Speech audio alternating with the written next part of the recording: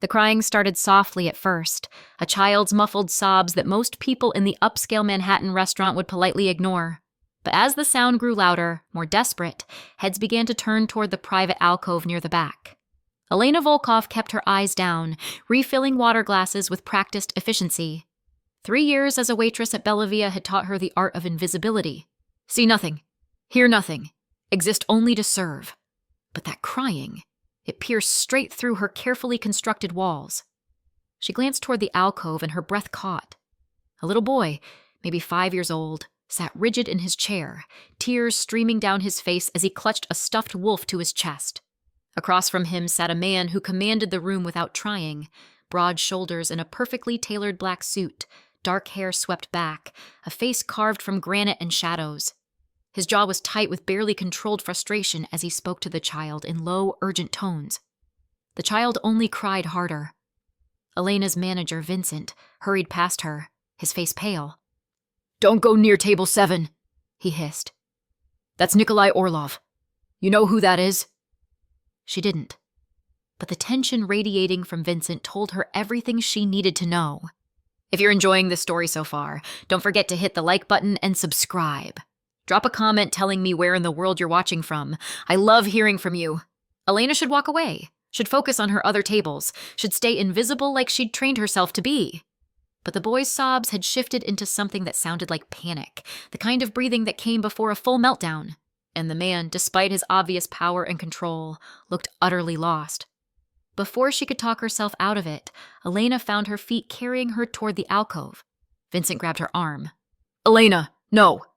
"Just water," she said quietly, lifting the pitcher in her hand. "It's my section." She approached the table, every instinct screaming that she was making a terrible mistake. Up close, the man was even more intimidating. Sharp cheekbones, eyes the color of winter storms, and an expression that could freeze blood. But his attention was fixed entirely on the crying child. "Alexei, please," he said in English, his voice rough with an accent that sent shivers down her spine. "Tell me what's wrong. Use your words."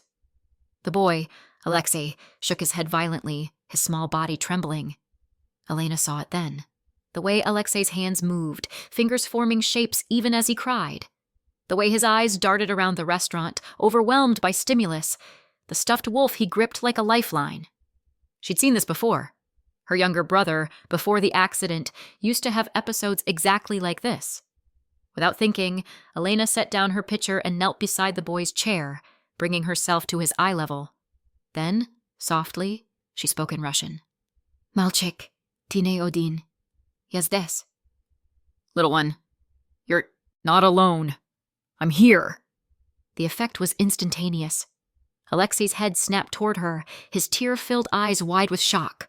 The man, Nikolai, went completely still, his dangerous attention shifting to her like a predator, recognizing new prey. Elena kept her focus on Alexei, her voice gentle and steady in Russian. "Slishkom mnogo shuma?"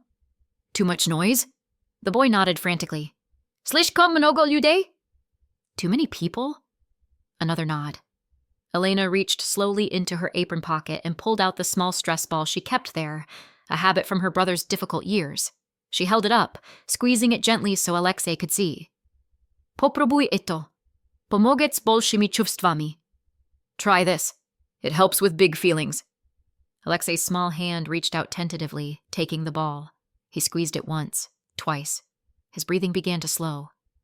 "Teper dawaj popróbujem считать вместе," Elena continued in Russian, her voice barely above a whisper. "Один, два, три, четыре, пять." "Now let's try counting together. 1, 2, 3, 4, 5. The boy's lips moved silently with her, his tears gradually stopping. By the time they reached 10, his breathing had normalized. He clutched both the stress ball and his wolf, looking at Elena like she'd performed magic. Only then did Elena become aware of the absolute silence that had fallen over the alcove. She slowly raised her eyes to meet Nikolai Orlov's gaze. The intensity in those winter storm eyes should have terrified her. Instead, she saw something else beneath the shock. Something raw and vulnerable that looked like desperate gratitude mixed with dangerous curiosity. "How did you—" His voice was rough, the accent thicker now. How did you know? Elena stood slowly, smoothing her apron with trembling hands. My brother had similar episodes when he was young. Sensory overload. The noise and stimulation can be overwhelming. Nikolai studied her face with an intensity that made her skin prickle. You speak Russian. It wasn't a question, but she answered anyway. Yes, sir. Fluently. Yes. His eyes narrowed. What is your name? Elena Volkov, sir. The moment her surname left her lips, she saw something flicker in his expression. Recognition, perhaps. Or suspicion. Volkov, he repeated slowly, testing the weight of it. And you work here as a waitress? Heat crept up her neck. Yes, sir. Alexei tugged on Nikolai's sleeve, speaking for the first time in rapid Russian. Papa, ona koroshaya. Ona ponyala menya. Papa, she's nice. She understood me. Papa. The word shifted everything. This wasn't just some child under Nikolai Orlov's protection. This was his son. Nikolai's hand went to the boy's head in a gesture so tender it contrasted sharply with his dangerous appearance. Da, synok. Ona ponyala. Yes, son. She understood. Then his eyes returned to Elena, and the gentleman's mask slipped back into place, calculating, assessing, dangerous. You will sit. It wasn't a request. Elena glanced around the restaurant. Vincent was watching from across the room, his face pale with anxiety. Other diners pretended not to stare. She should refuse, should return to her tables, should disappear back into the safety of invisibility. Please, Nikolai added, and the single word carried weight. You've just done something no one else could. The least I can do is buy you a drink and ask how you knew what my son needed. Elena found herself sliding into the empty chair, her heart hammering against her ribs. Up close, she could see the faint scar above Nikolai's left eyebrow, the way his expensive watch caught the light. The exhaustion etched into the corners of his eyes. This was a man who rarely slept. A man who carried the weight of the world on his shoulders. A man who was desperately trying to help his son and didn't know how. He's not being difficult, Elena said quietly in English, aware that others might be listening. He's overwhelmed. Too much sensory input. The noise, the lights, the smells. For some children, it becomes physically painful. Nikolai's jaw tightened. The doctors say he's different. That he sees the world differently. They use big words that tell me nothing useful about how to help him. He's autistic, Elena said gently. That's not different or wrong. It's just a different way of processing the world. My brother was diagnosed at 4. I spent years learning what helped him. Something shifted in Nikolai's expression, a crack in his armor. What else helps? Over the next 20 minutes, Elena forgot she was supposed to be working. Forgot that she was talking to a man whose name clearly carried weight and danger. She simply talked about Alexei, about sensory tools and communication strategies, about the importance of routine and safe spaces. Alexei, meanwhile, had calmed completely. He sat squeezing the stress ball rhythmically while arranging sugar packets in a precise line. A self-soothing behavior Elena recognized immediately. You said your brother was diagnosed, Nikolai said quietly. Past tense. Elena's throat tightened. He passed away 2 years ago. Car accident. I'm sorry. The words were simple, but something in his tone made them feel genuine. He taught me that being different isn't being broken, Elena said, her eyes on Alexei. He taught me that sometimes the world just needs to slow down and meet people where they are. Nikolai was silent for a long moment. Then he pulled out his phone, typed something, and set it on the table. That is my private number. I want you to call me tomorrow. Elena stared at the screen. Sir, I don't think... You will call me, he interrupted, his voice dropping to something that commanded rather than requested. Because I'm going to offer you a job, and you're going to take it. What kind of job? His winter storm eyes held hers. The kind where you help my son. Where you teach me what I need to know. Where you... He paused, something unreadable crossing his face. Where you're properly compensated for skills that are clearly wasted carrying water glasses. I appreciate the offer, but $10,000 a week. Elena's world tilted. What? To start. More once I see results. He leaned forward slightly. You walk into this restaurant every day and pretend to be invisible. I see it in the way you move, The way you keep your eyes down. You're hiding from something or someone, but for 5 minutes, you forgot to hide. You saw my son struggling, and you helped him without hesitation, without asking for anything, without fear." His hand moved across the table, not touching her, but close enough that she could feel the heat radiating from his skin. "So tomorrow, you will call me. We will discuss terms, and you will come work for me, because I protect the people who help my son. And right now, Elena Volkov, you are the only person besides me who has made him smile in 3 weeks." As if on cue, Alexei looked up at Elena and offered her a small, shy smile. He held up the stress ball like a treasure. "Spasibo," he whispered. "Thank you." Elena's heart cracked open. "Pojaluista, malyesh." "You're welcome, little one." When she finally stood to leave, her legs shaky, Nikolai stood as well. He was even taller than she'd realized, his presence filling the space around them. "One more thing," he said quietly, his accent wrapping around the words. "Whatever you're hiding from, whoever made you learn to be invisible, I will find out. It's what I do. But I want you to know that when I discover your secrets, I won't use them against you. I'll use them to make sure you never have to hide again." It was a promise and a threat wrapped into one. A declaration that he would invade her privacy while simultaneously offering protection. Elena should be terrified, should refuse and walk away, should recognize this for the trap it clearly was. Instead, she heard herself say, "I'll call tomorrow." His smile was slow, dangerous, and devastatingly attractive. "Good." As Elena walked away on trembling legs, she felt his eyes following her across the restaurant. Vincent intercepted her near the kitchen, his face panicked. "What the hell were you thinking? Do you know who that is?" "No," Elena admitted. "Should I?" Vincent pulled her into the back hallway, his voice dropping to an urgent whisper. "Nikolai Orlov runs half the Russian operations in New York. He's one of the most dangerous men in the city. People who cross him disappear, Elena. They just vanish." Her stomach dropped. He seemed civilized, cultured. That's what makes him so dangerous. He's not some street thug. He's educated, strategic, and absolutely ruthless. Vincent gripped her shoulders. "Whatever he offered you, say no. Stay far away from that man." But as Elena changed out of her uniform an hour later, her hands still shaking, she couldn't stop thinking about the way Nikolai had looked at his son. The desperate love mixed with helplessness, the way he'd said, "Please," like the word cost him something. She thought about Alexei's tear-stained face and small smile, about how lonely they both seemed despite the power and money that clearly surrounded them. And she thought about the phone number burning a hole in her apron pocket, the promise of $10,000 a week, money that could change everything, could pay off her grandmother's medical debt, could give her a future beyond invisible waitressing, it could make her matter again. Outside the restaurant, the November air bit through her thin jacket. Elena started toward the subway, her mind spinning with impossible decisions. She didn't notice the black SUV idling across the street. Didn't see the man inside lift a phone to his ear. "Boss, she's leaving now. Should we follow?" In the restaurant's private alcove, Nikolai Orlov watched through the window as Elena disappeared into the crowd. Alexei sat beside him, still clutching the stress ball, finally peaceful. "No," Nikolai said into his phone, his eyes never leaving the spot where Elena had vanished. "She'll call tomorrow. But I want everything on her by morning. Everything. Where she lives, where she's from, who she talks to, what she's running from. Everything."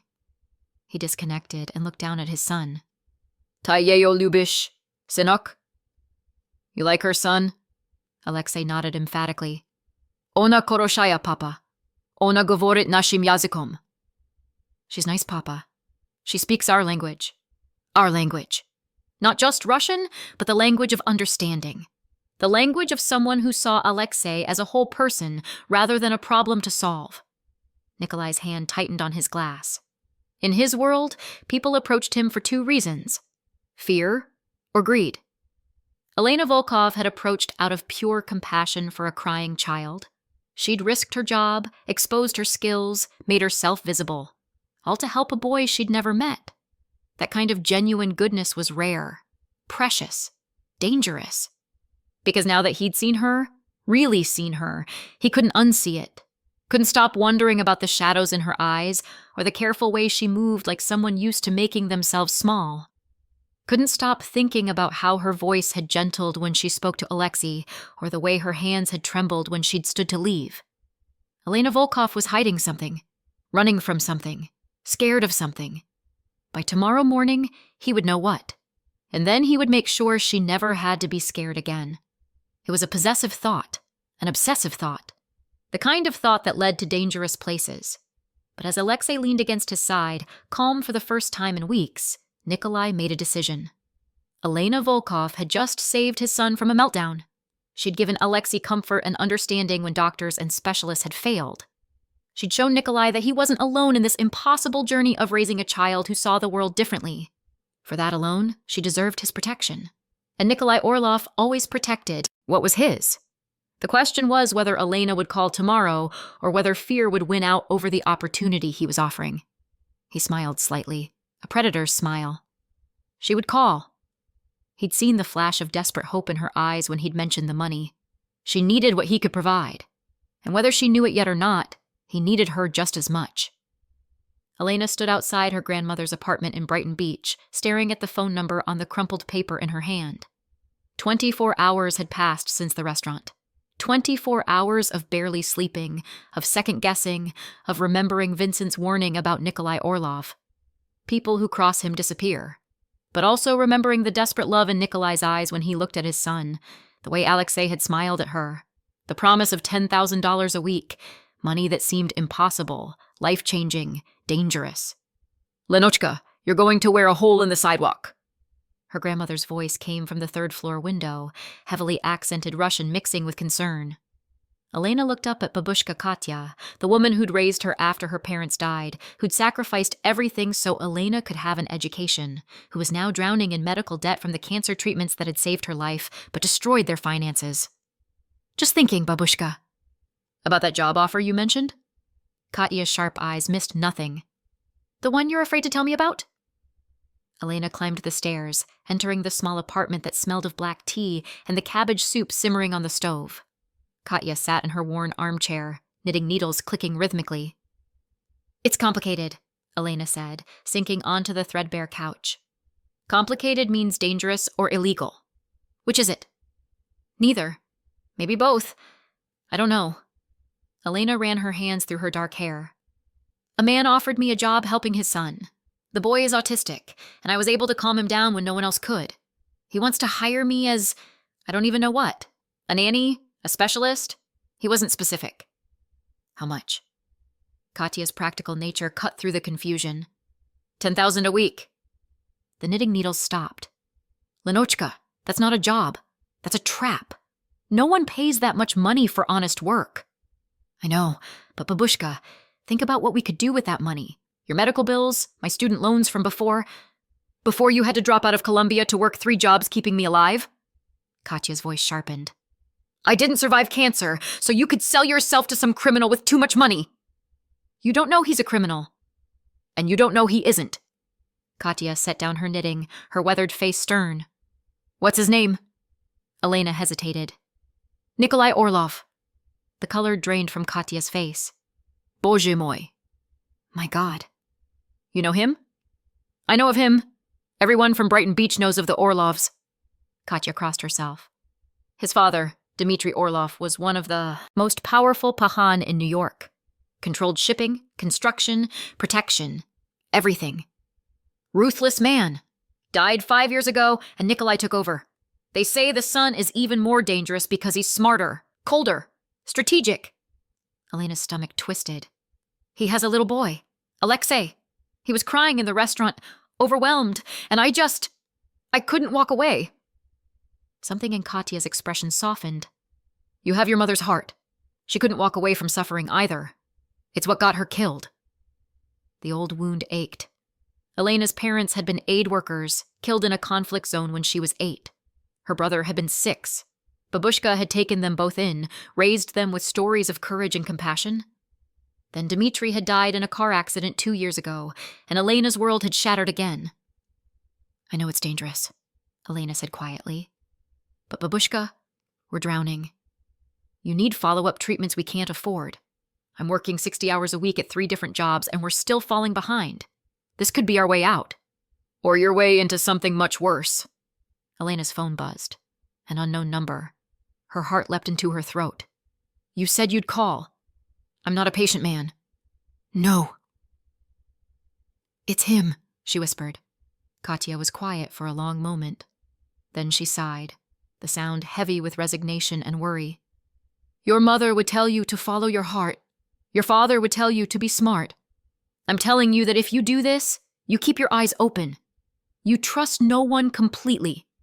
And you call me every single day, or I'm coming after you myself. So you think I should do it. I think you're going to do it regardless of what I say. You've already decided. I can see it in your eyes, that same stubborn hope your mother had. Katya reached out, taking Elena's hand. Just promise me you'll be careful. Men like Nikolai Orlov, they don't do kindness without expecting something in return. Elena stared at her phone, her thumb hovering over the call button. Everything logical told her to refuse. Everything desperate told her to take the chance. She pressed dial.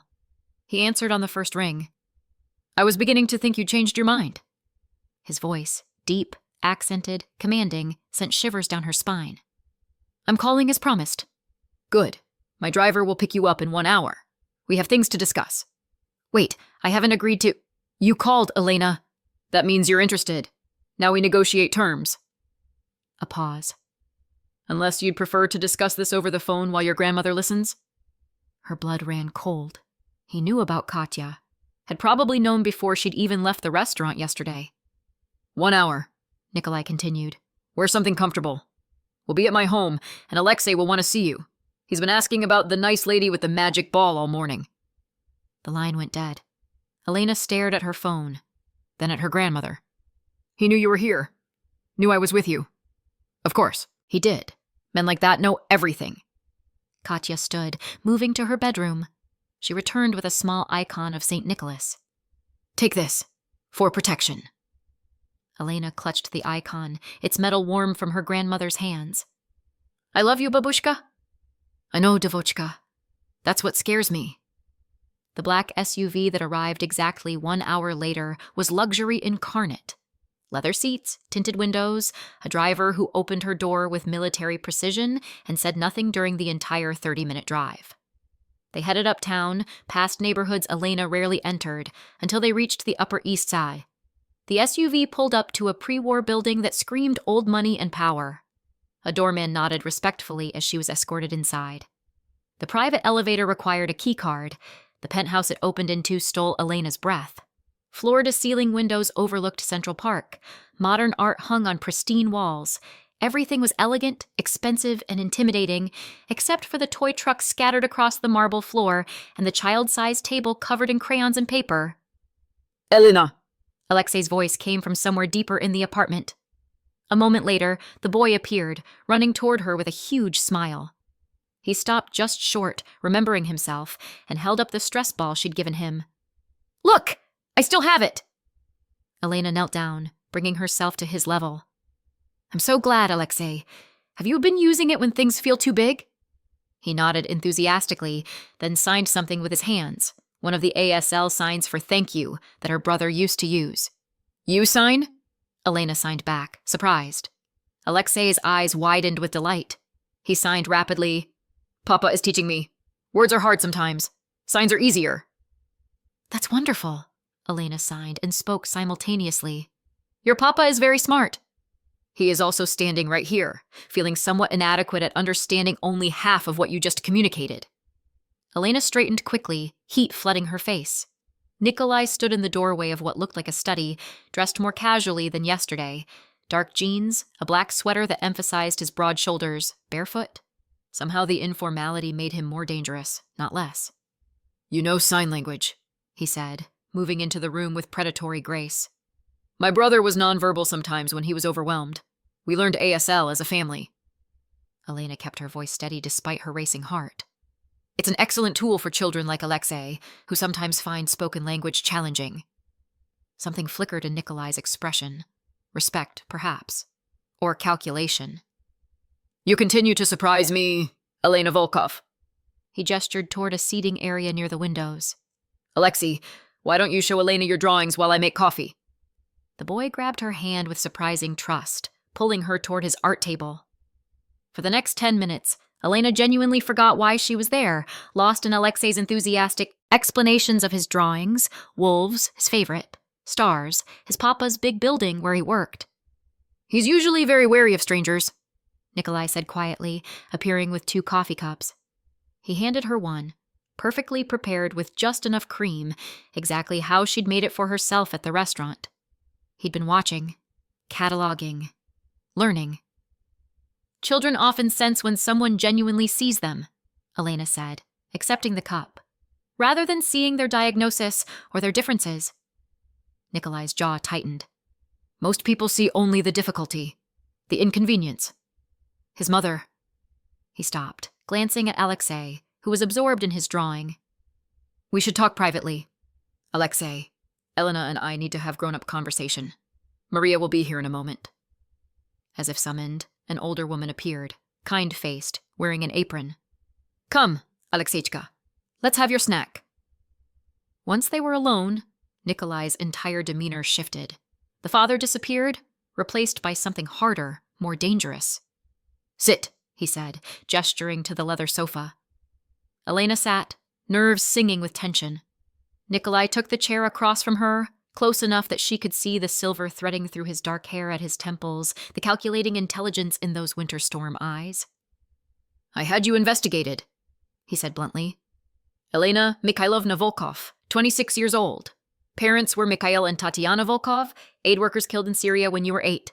Raised by your grandmother, Yekaterina Volkov, in Brighton Beach. Full scholarship to Columbia University, studying linguistics and child development. Dropped out 3 years ago when your grandmother was diagnosed with stage 3 ovarian cancer. Elena's hands tightened around her coffee cup. You worked as a translator for various agencies, he continued. Very briefly for the UN until you quit suddenly with no explanation.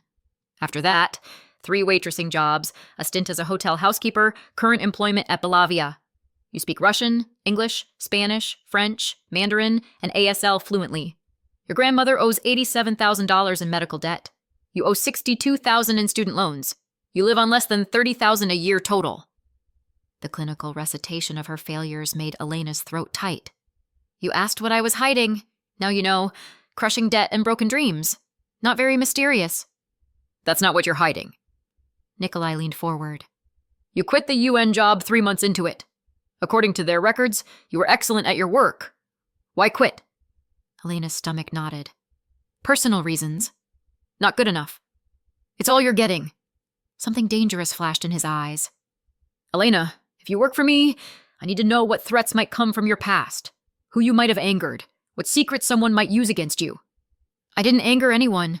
I just couldn't do that work anymore. Why? Because she'd been asked to translate for a delegation that included men she knew were monsters. Because she'd listened to them joke about atrocities while she smiled and provided perfect interpretation. Because she'd felt complicit in evil every time she converted their words accurately, making their propaganda sound reasonable. Because I have a conscience, she finally said, and that job required me to ignore it. Nikolai studied her for a long moment. Then, surprisingly, he nodded. Acceptable answer. Is this an interrogation or a job interview? Both. He set down his cup. Here are my terms. You'll work for me as Alexei's specialist and my personal translator. You'll live here in the guest suite. Absolutely not. His eyebrow arched. You haven't heard the full offer. I'm not living with you. That's not negotiable. Why? Afraid of me? Yes, Elena said honestly. You're a very dangerous man, Mr. Orlov, and I'd be foolish not to be afraid. Something shifted in his expression. Surprise, perhaps, at her directness. Nikolai, if you're going to help raise my son, formality is ridiculous. He stood, moving to the windows. Against the Manhattan skyline, he looked like a king surveying his kingdom. And you're right to be afraid. I am dangerous. But not to you. Never to you. How can you possibly promise that? He turned, and the intensity in his gaze pinned her in place. Because in less than 24 hours, you've done something no specialist, no therapist, no doctor has accomplished. You made my son feel safe. You gave him tools to manage his overwhelm. You spoke to him in our language and treated him like he matters. Nikolai moved closer, and Elena forced herself not to retreat. I've spent 5 years trying to be everything Alexei needs. Father, mother, protector. But I don't know how to reach him when he's drowning in sensory overload. I don't know how to read the signs before a meltdown. You knew within minutes what he needed. That doesn't mean I should live here. It means you should be available when he needs you, which could be 3 a.m. during a nightmare or 6 a.m. before school. His voice gentled. I'm not asking you to be his nanny, Elena. I'm asking you to be his advocate, his interpreter, not just of language, but of his experience. And yes, occasionally, my translator when business requires it. For 10,000 a week. To start. More as you prove invaluable, which I suspect will be quickly. Elena's head spun. This is insane. This is necessity. He pulled out his phone, showing her a video. In it, Alexei was having a complete meltdown, screaming, hitting himself, inconsolable. This was 3 weeks ago at his school. They called me to pick him up. He couldn't tell me what was wrong. The teachers couldn't tell me what triggered it. I held him for 2 hours while he cried. The raw pain in Nikolai's voice cracked something in Elena's chest. Yesterday, when you spoke to him, you prevented this. You saw what he needed and gave it to him. Nikolai's hands clenched. I will pay whatever it takes. Offer whatever guarantees you need. But please, Elena, help my son. The pleas broke her. This powerful, dangerous man was begging her. If I agree, and I'm not saying I am, I have conditions. Name them. My grandmother's medical debt gets paid off, completely. Not as a loan, as a signing bonus. Done. I want a separate entrance to my suite. Privacy. The ability to leave whenever I want. The guest wing has its own entrance, full kitchen and locks from the inside. You'll have complete autonomy. And if I decide this isn't working, I can leave with no consequences. Nikolai's jaw tightened. If you leave safely, and with a generous severance. But Elena, I need to be clear. Once you're in my world, certain people will see you as connected to me. That means security is non-negotiable. A driver, a bodyguard when necessary. Not because you're a prisoner, but because association with me carries risks. What kind of risks? The kind where rival organizations might try to use you as leverage, where people who want to hurt me look for vulnerabilities. His voice hardened. I won't lie to you. My business has legitimate aspects and aspects that exist in gray areas. I've made enemies, but I've also never let anyone successfully threaten what's mine. I'm not yours. Not yet. The words hung between them, loaded with implications Elena didn't want to examine. But if you accept this position, you'll be under my protection, and I protect what's mine absolutely. Elena stood, needing distance. She walked to the windows, looking out at the park spreading below. From up here, the world looked so small, manageable, like problems could be solved with enough height and perspective. What happened to Alexei's mother? She heard herself ask. Silence stretched long enough that she thought he wouldn't answer. Then, Irina was beautiful, ambitious, and entirely unprepared for a child who didn't fit her perfect image. When Alexei's diagnosis came at 3 years old, she tried. For about 6 months, she tried. His voice went flat, emotionless. Then she left, signed away all parental rights, took a generous settlement, and moved to London. She sends a card on his birthday. Generic, impersonal. She hasn't seen him in 2 years. Elena's heart clenched. How could she? Not everyone can love a child who's different, who's difficult, who requires patience and understanding rather than conventional parenting. Nikolai appeared beside her at the window, close enough that she could feel the heat radiating from him. I won't lie and say it's been easy. I won't pretend I haven't made mistakes, but Alexei is my son, and I will move heaven and earth to give him the life he deserves. Elena turned to face him, and the raw vulnerability in his expression stole her breath. This close, she could see the exhaustion etched into the lines around his eyes, the tension he carried in his shoulders, the desperate love that drove every decision. You're a good father, she said softly. I'm trying to be. It's harder than running a criminal empire. A ghost of a smile touched his lips. At least with business, I understand the rules. With Alexei, I'm constantly afraid I'm failing him. You're not. The fact that you worry about it means you're not. Something electric passed between them. A moment of understanding, of connection that had nothing to do with jobs or money or danger. Nikolai's hand lifted, almost touching her face. then dropped. Stay for dinner. Let Alexei get to know you better. Give yourself time to decide. I'll have your grandmother brought here so she can see where you'd be living, meet Alexei, judge whether I'm trustworthy enough for her granddaughter. You'd really do that? I told you. I protect what's mine. If you accept this position, Katya becomes mine to protect as well. She should know that. Should see that I'm not the monster Brighton Beach rumors make me out to be. Are you? Elena challenged. A monster? Nikolai's smile was sharp, dangerous, honest. Sometimes.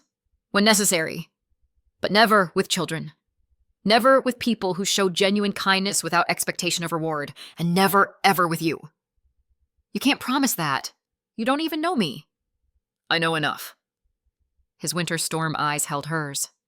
I know you walked away from a prestigious career because it violated your conscience. I know you work yourself to exhaustion for your grandmother. I know you saw my son crying and helped him without knowing who I was or what you might gain. That tells me everything important about who you are, Elena Volkov. Before she could respond, Alexei burst back into the room, Maria following apologetically. Sorry, Mr. Orlov. He insisted. It's fine. Nikolai's entire demeanor softened as Alexei ran to him. The boy signed something rapidly, and Nikolai signed back, then looked at Elena. He wants to know if you're staying for dinner, and if you'll teach him more signs.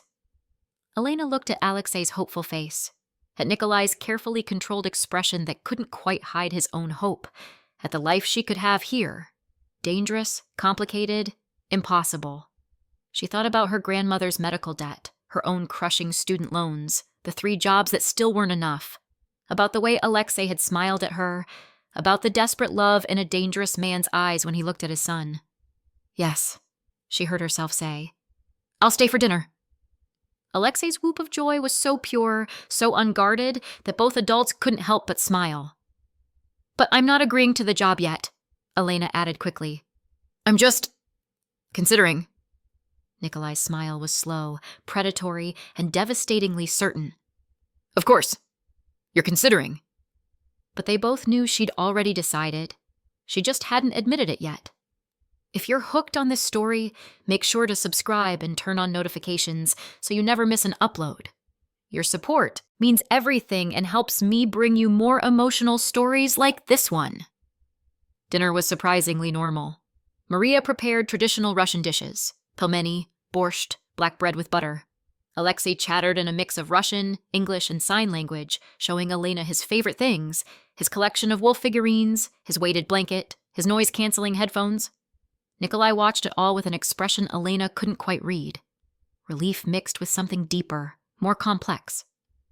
Katya arrived halfway through the meal, escorted by Nikolai's driver. Elena saw her grandmother's sharp eyes take in everything. The obvious wealth, the security measures, the way Nikolai moved with contained power, the clear adoration on Alexei's face when he looked at Elena. Yekaterina Petrova, Nikolai said, standing to greet her with old-world courtesy. Thank you for coming. I wanted you to see where your granddaughter would be living if she accepts my offer. And if I don't approve? Katya's voice was stern, but Elena saw the calculation in her eyes. Then I'll be disappointed but respectful of your wishes. Nikolai gestured to a chair. Please, sit. Let me show you that I'm more than Brighton Beach rumors suggest. Over the next hour, Elena watched something remarkable happen. Nikolai charmed her grandmother, not with money or power, but with genuine respect. He listened to Katya's concerns, answered her questions honestly, and most importantly, let her see him interact with Alexei with patient, devoted love. He's a good father, Katya said quietly to Elena when Nikolai took Alexei to prepare for bed. Surprising, but true. Babushka, you actually approve? I approve of a man who loves his son enough to ask for help, who's willing to pay fairly for expertise, who treats you with respect. Katya's eyes were shrewd. But Lenochka, be careful. He looks at you like you're more than an employee. You're imagining things. I'm old, not blind. That man is interested in you as more than a nanny for his son. Heat flooded Elena's face. That's ridiculous. Is it? Katya patted her hand. Just remember, men like Nikolai Orlov don't do anything without reason. If you take this job, protect your heart. He may be a good father, but that doesn't make him a good man. When Nikolai returned, Elena and Katya were preparing to leave. He walked them to the private elevator, his presence filling the space. Think about it, he said to Elena. No pressure. Well, minimal pressure. A slight smile. Alexei has already informed me that you're his new favorite person, and he'll be devastated if you don't come back. Emotional manipulation through a 5-year-old. Classy. I'm desperate. Classy went out the window when I realized you might actually help him. His voice dropped, becoming serious. But truly, Elena, take time. Discuss with Katya. I'll wait for your decision. In the elevator, Katya was quiet. Then, you're going to say yes. I haven't decided. You decided the moment you saw that little boy's smile. You have your mother's heart, Devochka. You can't walk away from a child who needs you. Elena knew her grandmother was right. Knew she'd already crossed some invisible line that made going back impossible. Her phone buzzed as they exited the building. A text from an unknown number. The guest suite has been prepared for whenever you're ready. Your grandmother's medical debt has been paid in full as a show of good faith. Documentation will arrive tomorrow. No. Elena stopped walking, staring at the phone in shock. He paid your medical bills. Already. Before I even said yes. Katya's eyes widened. How much did you tell him I owed? I didn't. He just knew. They stood on the Upper East Side Street, the weight of Nikolai's gesture settling over them. It wasn't just generous. It was strategic. Binding. A declaration that he'd already decided Elena was his, whether she knew it yet or not. He's claiming you, Katya said quietly. The debt is a collar, even if it's made of gold. I can pay him back. I'll insist on it. Will you? Or will you realize that fighting him is exhausting and perhaps unnecessary? Katya's voice gentled. Sometimes being claimed by a powerful man isn't a trap, Lenochka. Sometimes it's salvation. The question is whether you can live with what that salvation costs. That night, Elena lay in her small bedroom in Brighton Beach, unable to sleep. She thought about Alexei's smile, about Nikolai's desperate love for his son, about the job offer that seemed too good to be true because it probably was. But she also thought about the $87,000 in medical debt that had been paid, about the possibility of finishing her degree, about living somewhere beautiful instead of this cramped apartment with its thin walls and broken heating, about the way Nikolai had looked at her, not like a waitress or an employee, but like something precious, valuable, seen. At 2 a.m., she texted back, I'll move in this weekend, but we're signing a contract, everything in writing. His response came immediately. Already drafted. My lawyer will send it tomorrow. Welcome to the family, Elena. You won't regret this. But as she finally drifted to sleep, Elena couldn't shake the feeling that she'd just made a deal that would change her life in ways she couldn't yet imagine. For better or for worse, she was now part of Nikolai Orlov's world, and men like him didn't let go of what they claimed. The first month at Nikolai's penthouse passed in a blur of unexpected normalcy. Elena settled into the guest suite, a space more luxurious than anywhere she'd ever lived, with its own entrance, kitchen, and bathroom that rivaled a spa. She established routines with Alexei, morning sensory activities, afternoon language lessons mixing Russian, English, and ASL, evening wind-down with weighted blankets and soft music. The boy thrived under her care. His meltdowns decreased dramatically. He learned to communicate his needs before becoming overwhelmed. He smiled more, laughed freely, and started looking forward to each day instead of dreading the sensory assault of the world. And Nikolai watched it all with an intensity that made Elena's skin prickle with awareness. He was always professional, always respectful of boundaries. But there were moments, his hand lingering on her shoulder when he thanked her for handling a difficult afternoon, the way his eyes tracked her movements across a room, the careful distance he maintained, as if afraid of what might happen if they got too close. Papa likes you, Alexei signed one afternoon during their lesson. He smiles more now. Elena's heart skipped. Your papa is just happy you're doing so well. No. Alexei shook his head firmly. He smiles at you. Different smile. The one grandmama said means he thinks someone is pretty. Heat flooded Elena's face. Alexei, that's not... Do you think Papa is handsome? The boy's dark eyes were too perceptive for 5 years old. Maria says all the ladies think so. I think your Papa is a good man who loves you very much, Elena deflected. Now, show me the sign for patient. But Alexei's observation haunted her, because he wasn't wrong. She'd noticed the way Nikolai looked at her when he thought she wasn't watching, the way conversations lingered longer than necessary, the way he'd started joining them for lunch, then dinner, then staying to help with Alexei's bedtime routine, the way her own heart raced when he entered a room. It was dangerous, foolish, completely inappropriate, and absolutely undeniable. The shift happened on a Tuesday night, 6 weeks into Elena's employment. She was reading to Alexei before bed, a story about wolves in the Russian forest, when Nikolai appeared in the doorway. He'd been in meetings all day, and exhaustion lined his face. "Don't stop," he said quietly, settling into the chair near Alexei's bed. "I want to hear too." Elena continued reading, hyper-aware of Nikolai's presence, the way his eyes never left her face, the intimacy of this domestic moment. When she finished, Alexei was already drowsy. "Thank you for today," the boy murmured in Russian. "You make everything better, Elena." Her throat tightened. "Sweet dreams, Melyesh." She kissed his forehead and stood, finding Nikolai watching her with an expression that made her breath catch. He gestured toward the door, and they stepped into the hallway together. "He's right," Nikolai said softly. "You do make everything better. I'm just doing my job." "No." He moved closer, and Elena's back pressed against the wall. Not threatening, but intense. Consuming. "You're doing far more than any job description. You've given my son confidence, hope, joy. You've given him a safe person he can trust completely. Nikolai. And you've given me something I didn't know I was missing." His hand lifted, finally crossing that invisible boundary he'd maintained for weeks. His fingers traced her jawline with devastating gentleness. "You've given me someone who sees past the reputation, past the danger. Someone who looks at me and sees just a man." Elena's heart thundered. "What are you saying?" "I'm saying that somewhere between hiring you and now, you became more than Alexei's specialist, more than my employee." His thumb brushed her lower lip, and heat pooled low in her belly. "I'm saying I think about you constantly. Wonder what you're doing when you're not with us. Find excuses to be near you. I'm saying that I'm falling for you, Elena, and I don't know how to stop." She should step away, should remind him about professional boundaries and power dynamics and all the reasons this was a terrible idea. Instead, she whispered, "I don't want you to stop." Something fierce and possessive flashed in his eyes. "You need to be sure, because if I kiss you right now, everything changes. You won't be just the nanny anymore. You'll be mine, and I don't share, Elena. I don't do casual. If we cross this line, I'm all in." "Then be all in." The words left her before she could reconsider. "Because I'm already falling too, and it terrifies me, but I can't seem to help it." Nikolai's control shattered.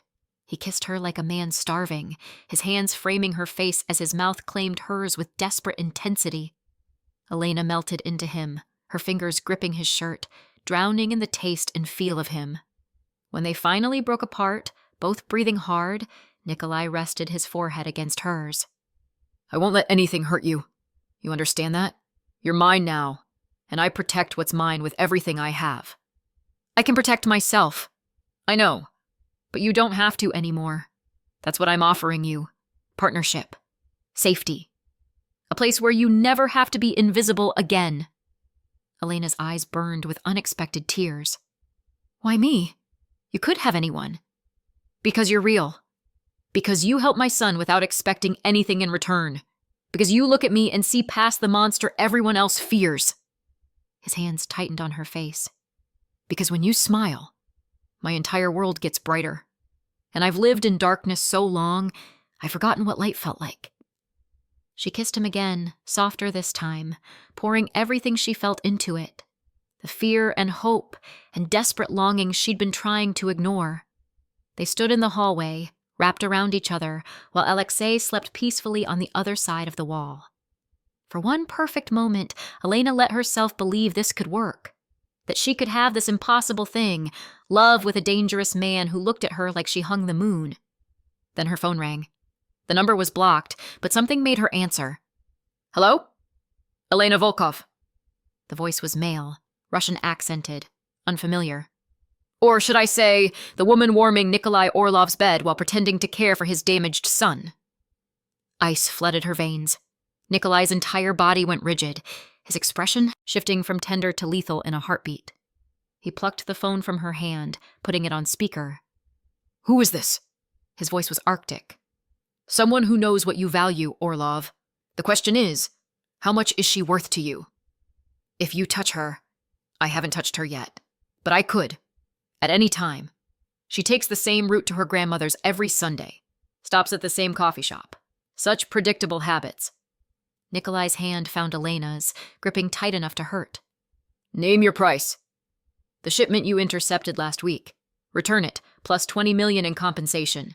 You have 48 hours, or your little linguist learns what happens to people who get too close to you. The line went dead. For a moment, neither of them moved. Then Nikolai was on his phone, barking orders in rapid Russian.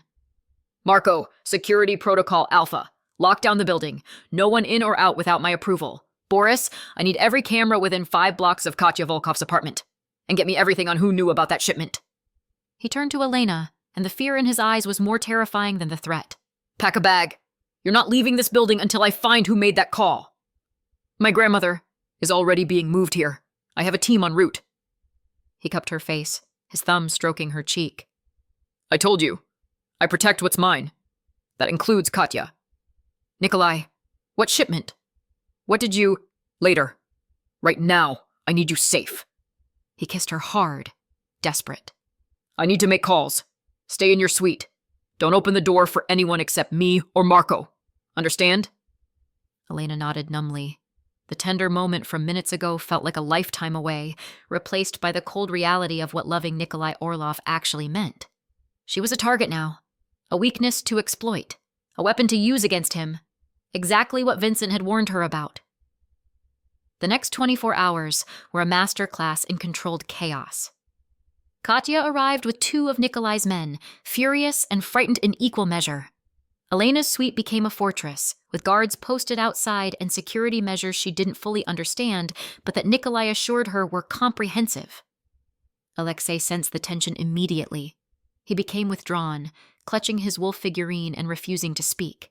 Elena did her best to maintain normalcy, reading stories, playing quiet games, using every sensory tool she knew to keep him calm. But her own fear was a living thing, coiling in her chest. Nikolai appeared periodically, his face drawn with exhaustion and barely contained rage. We're narrowing it down, he said during one brief visit. The shipment was weapons meant for the Volkov Bratva. Someone in my organization leaked information about the interception. The Volkov Bratva? Elena's blood ran cold. That's your family name. Yes. His jaw tightened. I didn't want to tell you this way, but they've been trying to make inroads in New York for months.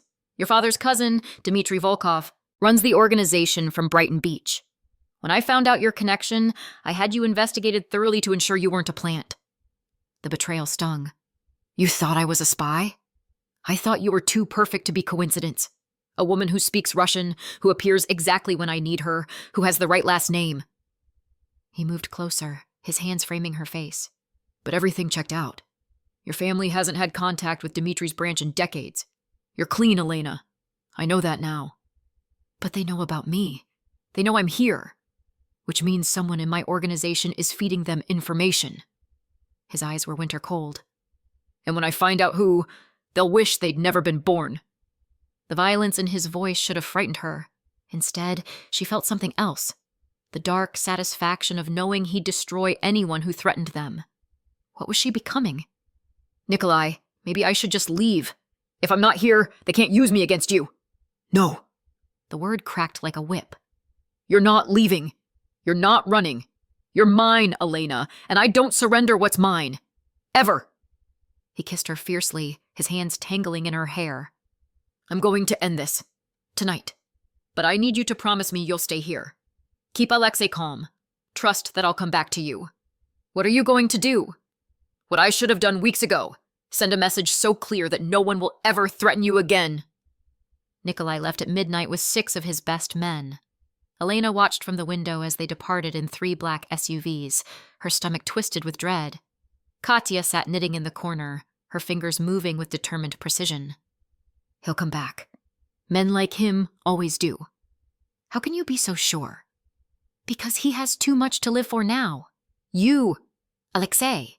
A future he didn't think he deserved until you showed him he could have it. Katya's eyes were knowing. That kind of motivation makes a man invincible.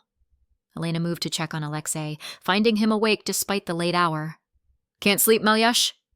He signed. Scared. Papa is fighting bad people. She sat on his bed, pulling him into her lap.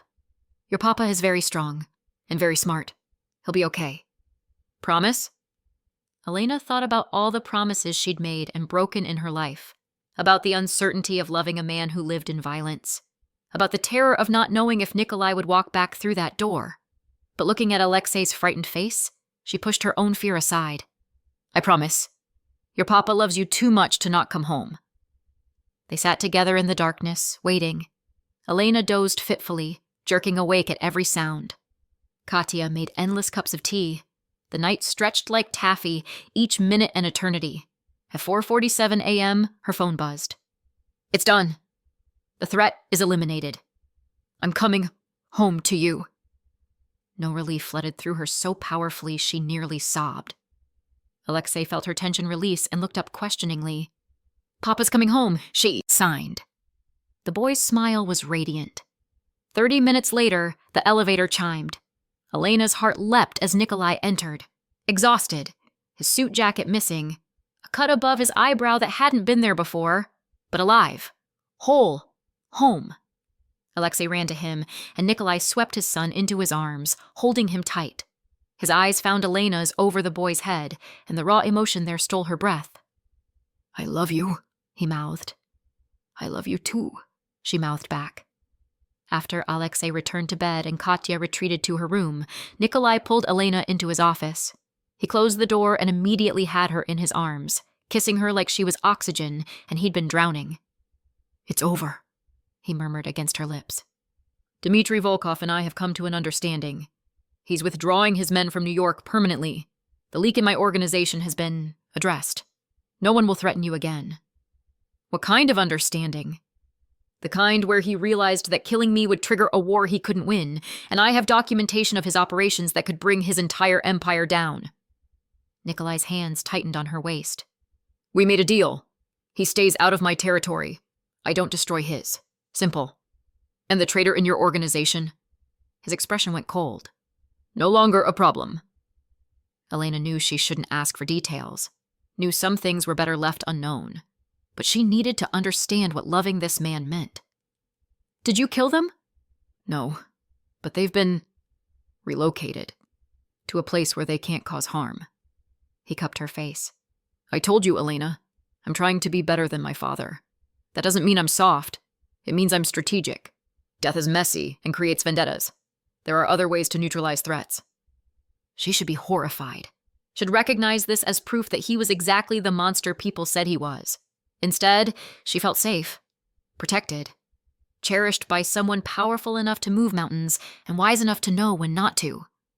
What happens now? She whispered. Now? Nikolai's lips curved into a smile that transformed his face. Now we live. I continue transitioning my businesses toward legitimate operations. You continue helping Alexei become the extraordinary person he's meant to be, and we... He paused, suddenly uncertain. We see if this thing between us is real or just adrenaline and proximity. It's real. Elena had never been more certain of anything.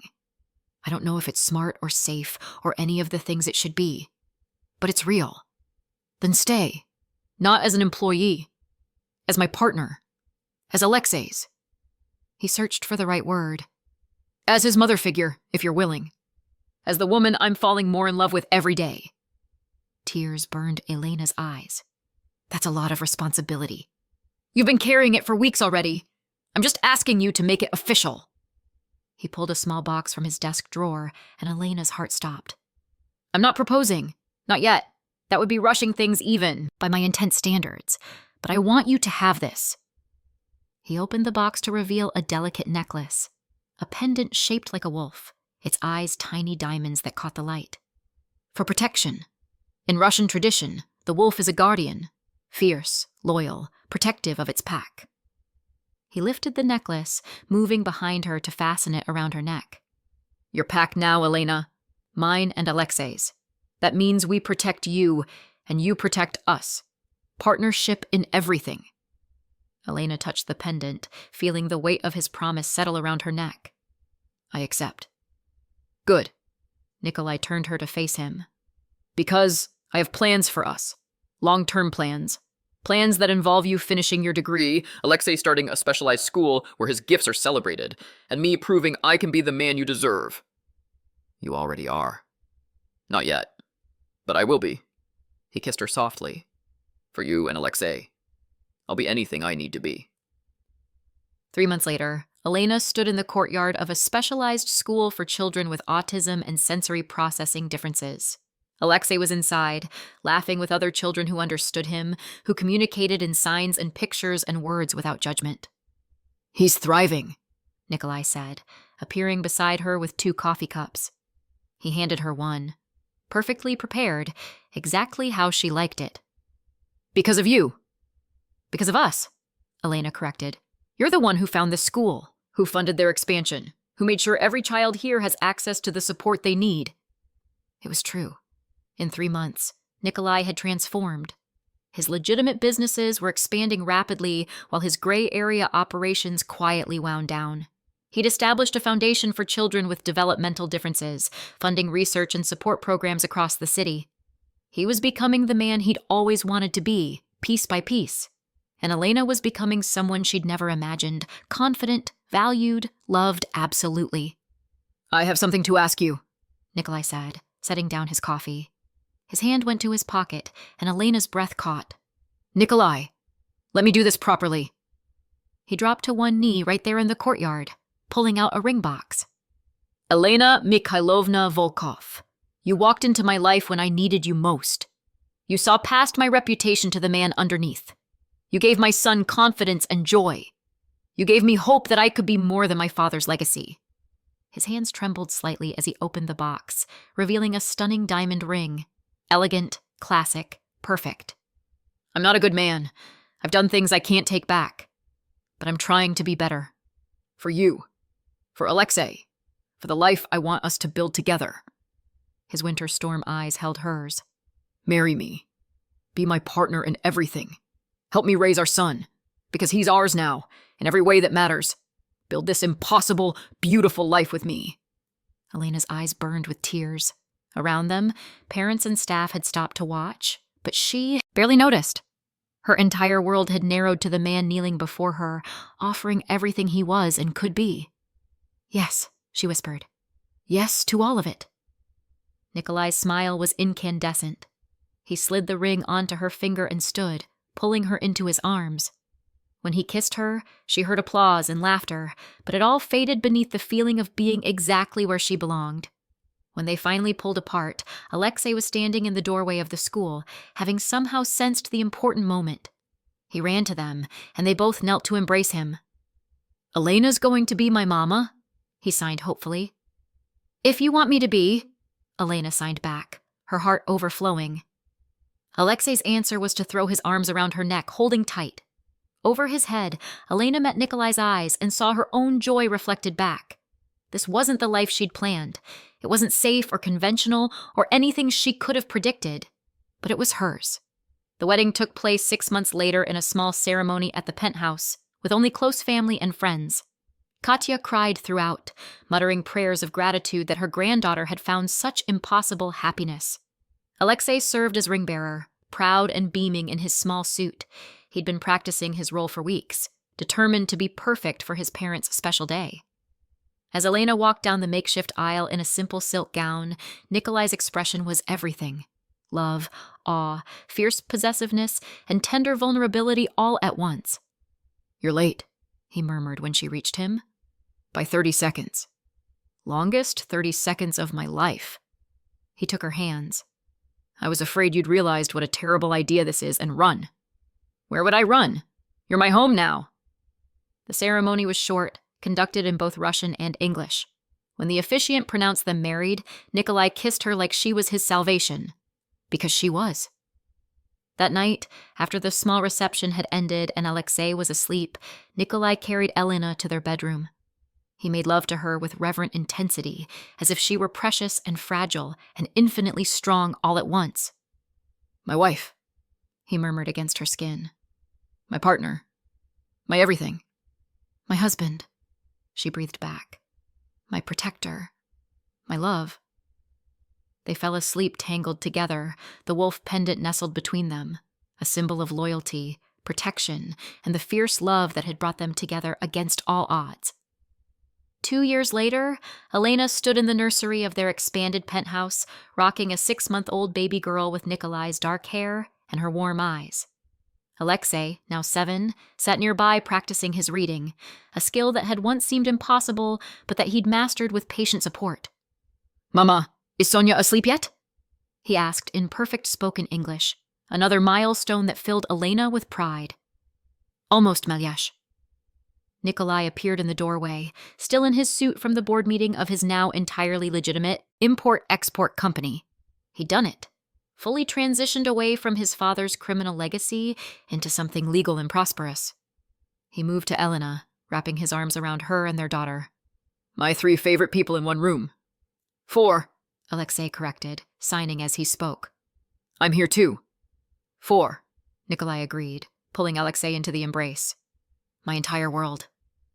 Elena looked at the family she'd somehow found in the most unexpected place, in a restaurant's private alcove, in a crying child's distress, in the dangerous eyes of a man trying desperately to be better than his past. She thought about the frightened waitress she'd been, hiding from life, making herself invisible. That woman seemed like a stranger now. Elena Volkov, was many things. Mother, wife, specialist, advocate, partner to a reformed criminal with a complicated past. But most importantly, she was seen, valued, loved absolutely. And she'd learned something crucial in this impossible journey. Sometimes salvation came from the most unlikely sources. Sometimes love bloomed in dangerous soil. Sometimes the monsters we feared were just broken people trying desperately to be good. What are you thinking? Nikolai murmured against her hair.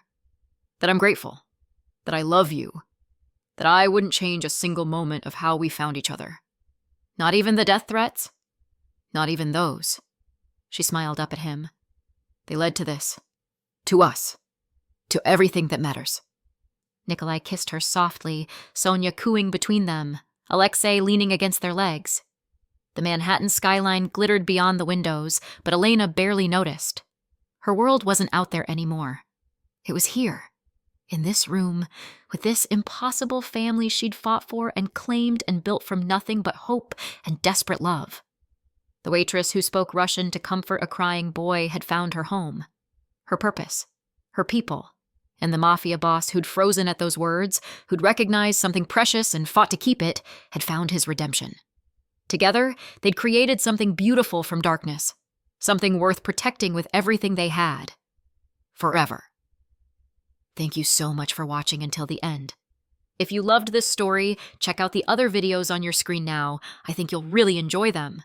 And don't forget to subscribe if you haven't already. See you in the next story.